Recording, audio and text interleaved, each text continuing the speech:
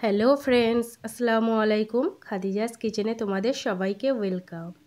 আজকে আমি তোমাদের করে দেখাবো গ্রাম বাংলার খুব বিখ্যাত একটা পিঠে, চুষি পিঠের রেসিপি। এই পিঠেটা তোমরা অবাক হয়ে যাবে। এই পিঠেটা আমিও এই প্রথমবার বানাচ্ছি। প্রথমবার যে এত সুন্দর হবে আমি ভাবতেই পারিনি। তোমরাও যদি আমার এই রেসিপি অনুযায়ী বানাও, তোমরাও খুব সুন্দরভাবে খুব সহজেই বানিয়ে নিতে পারবে। চলো দেখে নেওয়া যাক।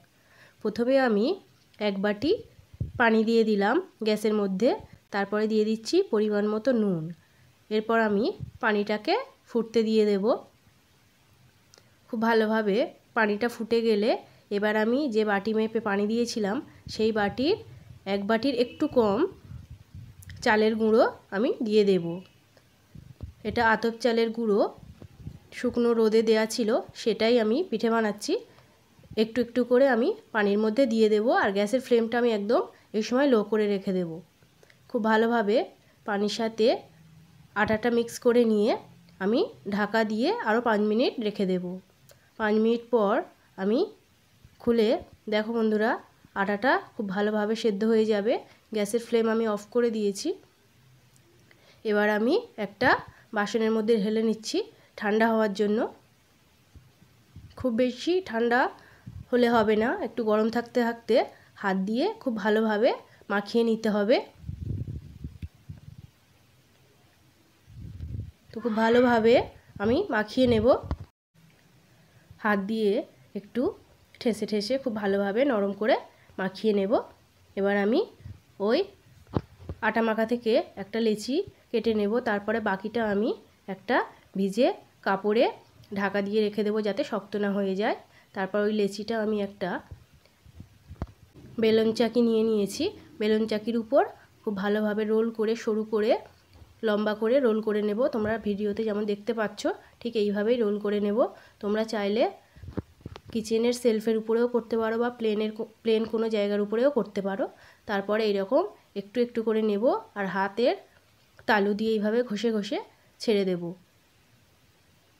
ঠিক ভিডিওতে তোমরা যেমন দেখতে পাচ্ছ এইভাবেই করে নেবে বন্ধুরা।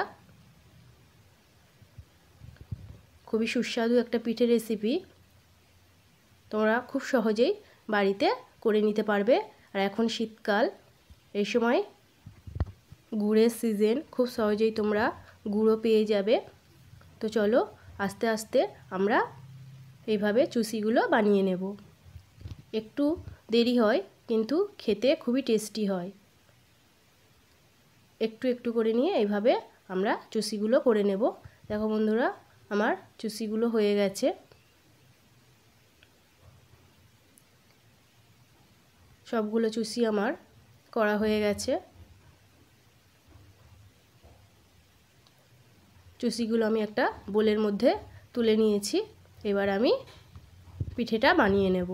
তার জন্য আমি প্যান বসিয়ে দিয়েছি। প্যানের মধ্যে আমি 1 লিটার গরুর দুধ দিয়ে দিচ্ছি। তোমরা চাইলে বাজারের কেনা দুধেও করতে পারো। দুধটা আমি আগেই একটু ফুটিয়ে কমিয়ে নিয়েছিলাম, ঘন করে নিয়েছিলাম। তারপরে দুধটা একটু গরম হতে ওর মধ্যে আমি দিয়ে দিচ্ছি গুড়। গুড়টা দেওয়ার পর দুধটা ফুটে উঠেছে, সেই সময় আমি দিয়ে দিলাম 2টো এলাচ, একটু থেতো করে দিয়ে দিয়েছি। তোমরা এলাচ গুঁড়োও দিতে পারো। খুব ভালোভাবে দুধটা আমি ফুটিয়ে নেব। গুড়টা তোমরা তোমাদের টেস্ট অনুযায়ী দেবে, যে যেমন মিষ্টি ভালোবাসো।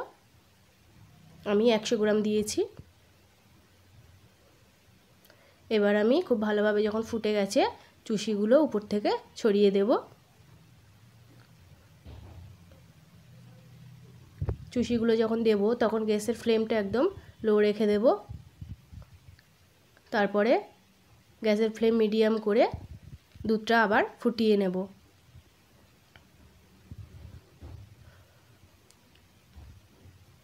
দুধটা আমি 2-3 মিনিট মতো ফুটিয়ে নেব। তারপর যখন চুষিগুলো উপরে ভেসে উঠবে ভাববে যে পিঠেটা হয়ে গেছে।